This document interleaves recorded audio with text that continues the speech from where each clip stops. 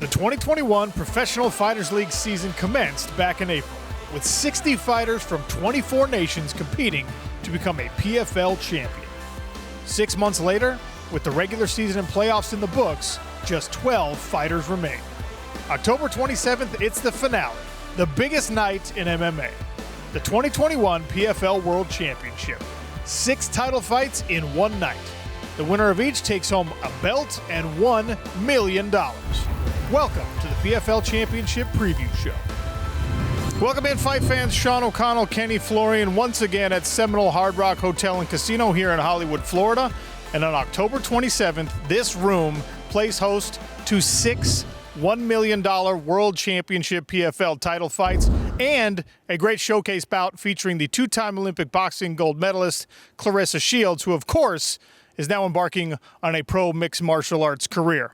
Kenny, 6 title fights to cap off a regular season and the playoffs, and that means that all 12 of our fighters competing for a belt are engaging in their 4th fight camp in 6 months. That's just unbelievable. I mean, to have 4 fights in 1 year is extremely rare for any professional mixed martial arts fighter. To do 4 in 6 months is just unheard of. Getting through one fight camp is very challenging, but you need to have intelligence, grit, and experience to get to this point. It's been all about the strongest surviving here, and finally we have our championships. I've always said sometimes durability is the best ability in mixed martial arts.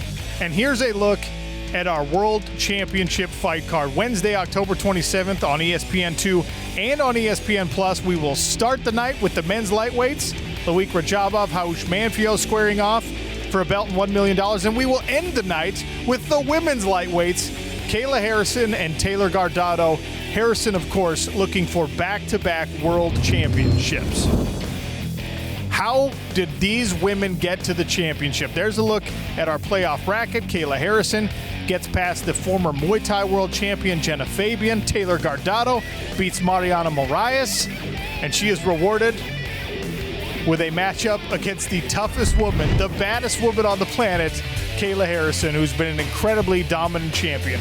Guardado, the representative of Extreme Couture, fighting out of Las Vegas, Nevada. Kayla Harrison, of course, brings the Olympic judo credentials and now represents American Top Team right here in South Florida.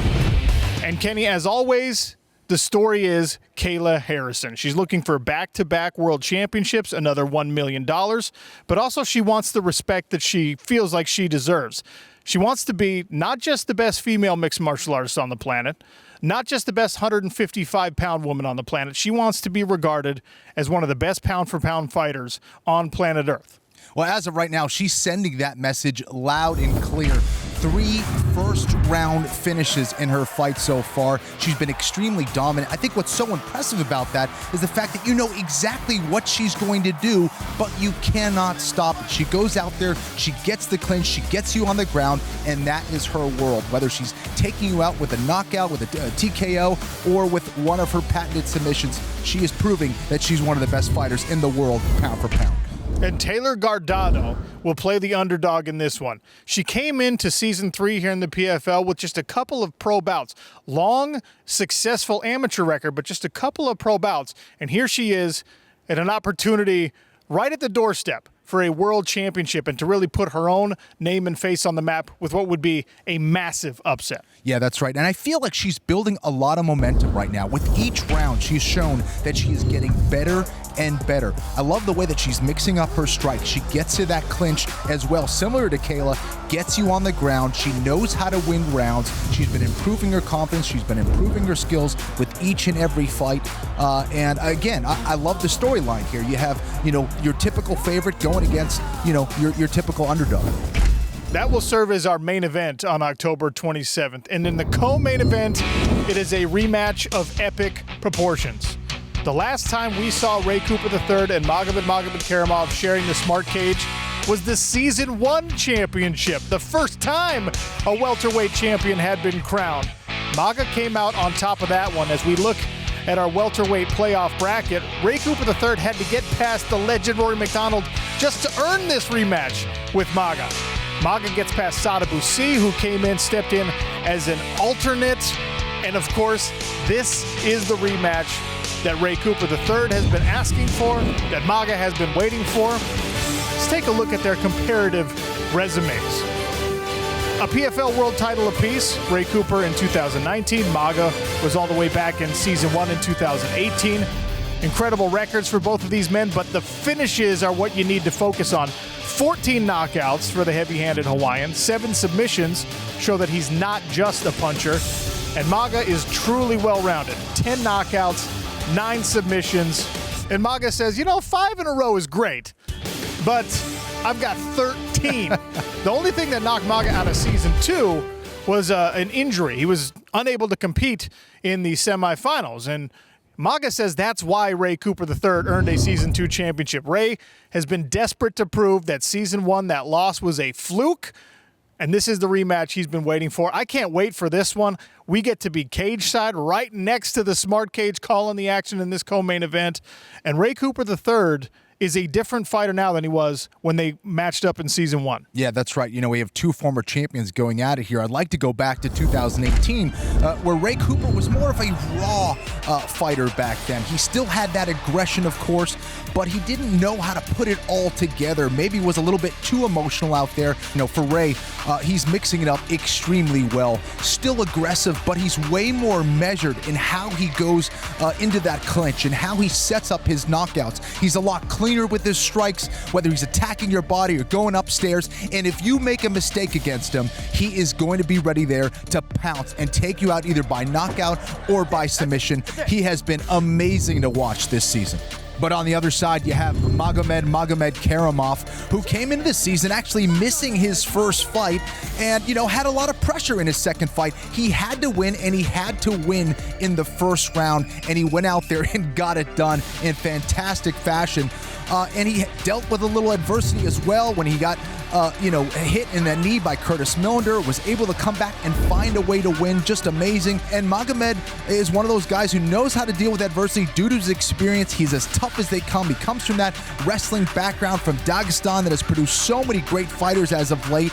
He has the submission skills. He's training an American top team. He has the recipe, he believes, to be even better than he was back when he won the championship. I can't wait for this fight, John. MAGA Million trying to become MAGA Millions on October 27th. That's the co-main event. Leading into that will be a fantastic showcase bout. Clarissa Shields, 2-time Olympic boxing gold medalist, will take on Abigail Montez. This is only Clarissa Shields' second mixed martial arts bout. Victorious in her first one after a true test.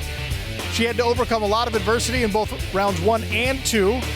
And she feels like she's ready to step into the smart cage one more time against another prospect who's 2-0 so far in her own pro mixed martial arts career. I was really impressed with Clarissa Shields' first fight here in the PFL. It was not an easy challenge for her. She was going up against a very good grappler. And to see her composure, to see her toughness, despite coming from a striking background, being an Olympic champion boxer, I was just blown away by her ability to stay calm and wait for her opportunity to get the win. Once she did, we saw that speed, we saw that precision, and she was able to win that fight immediately. And she did it on the ground with some very impressive ground and pound. So I think we're going to see an even better Clarissa Shields this time out. It's a great showcase bout to lead you into our co-main event and our main event. Plenty more to talk about here on our 2021 World Championship preview show, including a featherweight bout you are not going to want to miss. Oh, huge knee! Dropped it with the flying knee. Welcome back, Sean O'Connell, Kenny Florian, the PFL Championship preview show. And Ken Flo already walked us through the main event matchup featuring the women's lightweights and the co-main event, which of course is a title bout at 170 pounds, a rematch from the Season 1 championship. Clarissa Shields making her second appearance in the PFL Smart Cage as well. But now let's talk about a fascinating matchup in the men's featherweight division. Mavlid Haibulaev and Chris Wade. It will be a new champion crowned here in Season 3 of the PFL. Lance the Party Palmer took the belt home in Season 1 and Season 2. This year, he didn't even make the playoffs.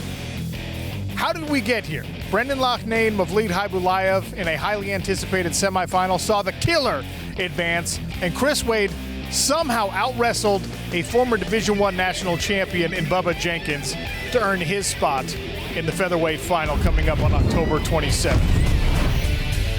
Chris Wade, the Long Island Killer. Movlid Khaybulaev, they just call him the Killer, representing that Dagestani contingent.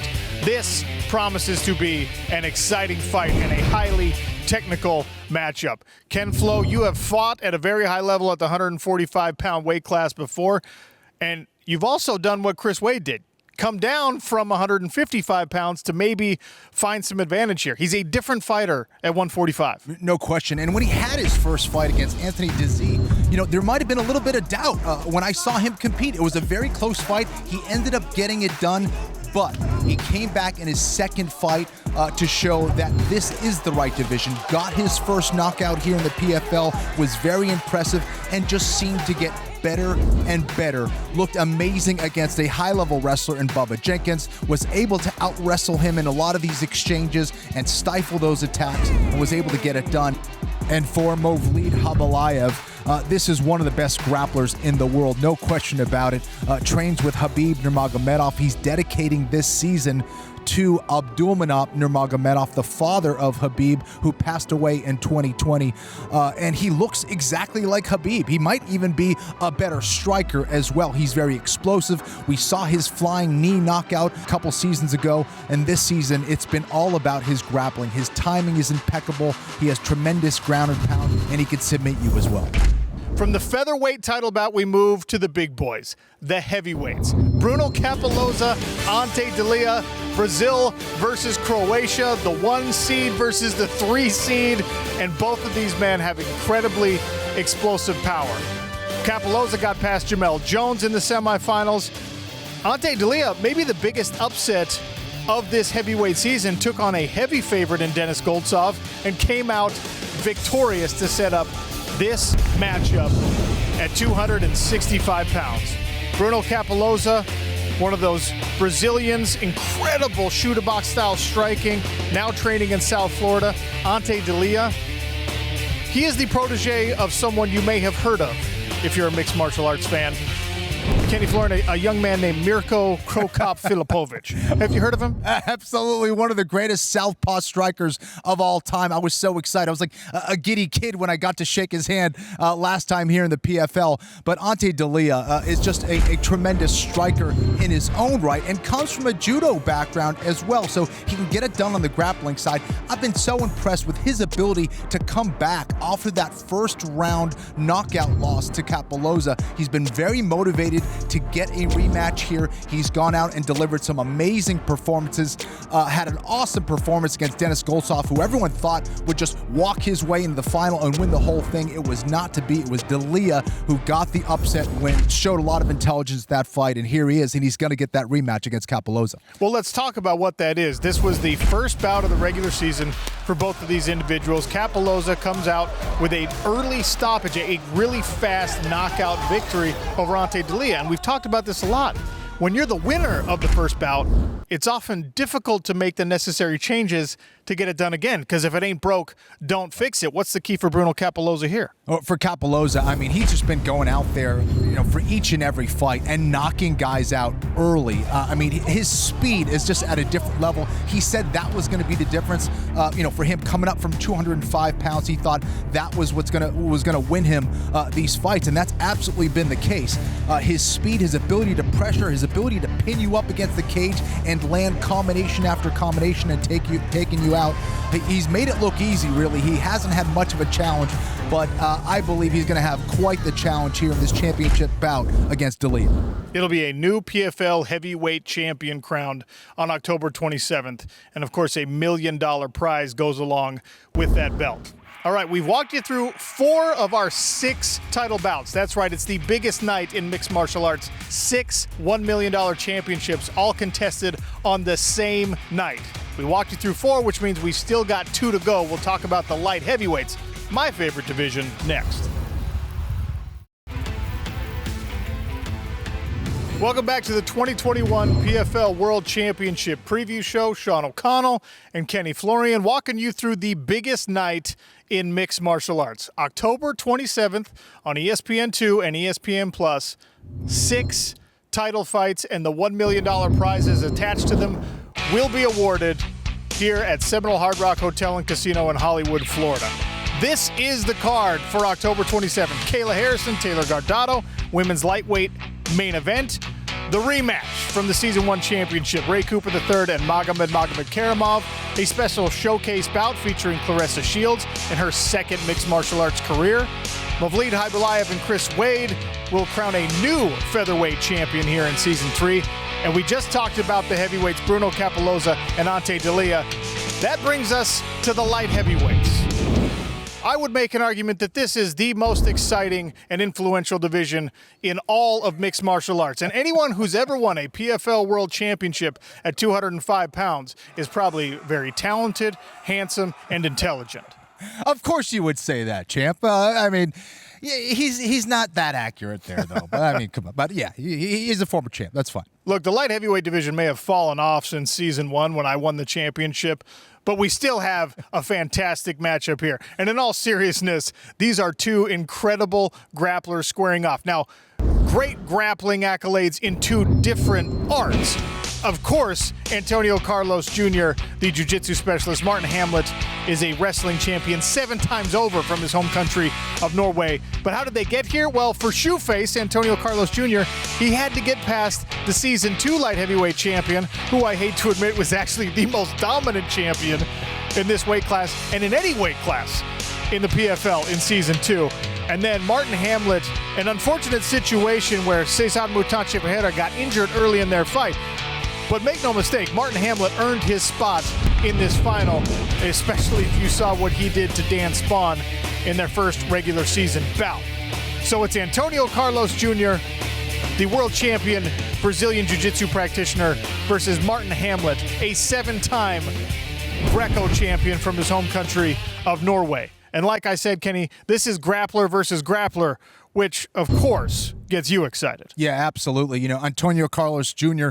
Comes from that world-class jiu-jitsu pedigree, trains at American Top Team, has really shown improvements in every aspect of his game, whether it's his striking, his wrestling, and his jiu-jitsu, just showing that he's at a completely different level if the fight hits the mat, but more than anything else, I think he's fighting at the right weight class here at 205 pounds. He says he has all that strength and energy to go out there and execute what he wants to do out there. And for Martin Hamlet, you're talking about, a Greco-Roman national champion out of Norway, a guy who has a ton of skill, might be a little bit more raw, doesn't have the same kind of experience as Antonio Carlos Jr., but he has shown that he is a very powerful man, getting that arm triangle into the close guard of Dan Spawn, a guy who has a ton of fights, went out there, made it look easy, has excellent ground and pound, he knows how to get to that clinch, and he's a very powerful guy, been working on his striking as well.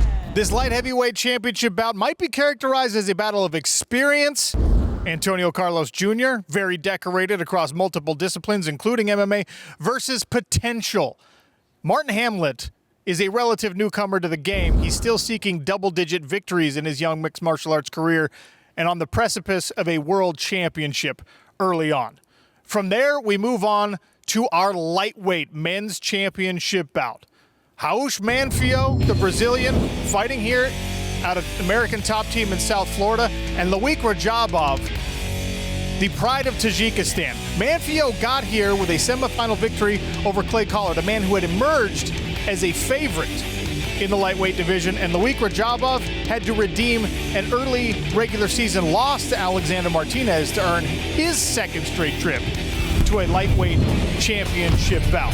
Loic Rajabov representing Tajikistan, where he is a huge star, and Raush Manfio, the Brazilian now training in South Florida, who happens to have a very close connection to our Season 1 and Season 2 lightweight champion. Natan Schultz, back-to-back Season 1, Season 2 $1 million championship winners, happens to be Raush Manfio's best friend, which means Manfio got Natan Schulte ready for both his Season 1 and Season 2 championship victories. You can't write a script better than this, Kenny. It's amazing. He was in the background for a little bit, helping Natan Schulte get ready for his championship wins, but now he's very much the star here. Actually came into the season as an alternate and has gone in there and surprised everyone.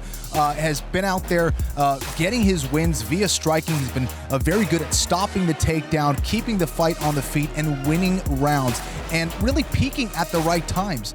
He's shown a lot of intelligence, a lot of toughness, and this is definitely a guy who can get it done here against a very tough fighter in Loic Rajabov. But, you know, Rajabov has a whole country on his back right now. Loic is a guy that also seems to shine as the season goes on. We saw him get stronger 2 seasons ago. It's been the same thing here this time out. He's been more and more aggressive. He's shown his knockout power here. A tremendous wrestler as well. Excellent ground and pound. This should be a fantastic fight, Sean. Loic Rajabov, Haush Manfield will start the action in the biggest night in mixed martial arts. And we'll take one last look at the fight card. 6 $1 million World Championship bouts Wednesday, October 27th on ESPN2 and ESPN+. And a bonus, wait, there's more. You also get Clarissa Shields and Abigail Montez, the 2-time boxing gold medalist, will step into the Smart Cage for just the second bout in her mixed martial arts career as she looks to emerge as a 2-sport star. 6 title bouts, the biggest night in mixed martial arts on October 27th. Sean O'Connell and Kenny Florian will be there. We want to see you there too.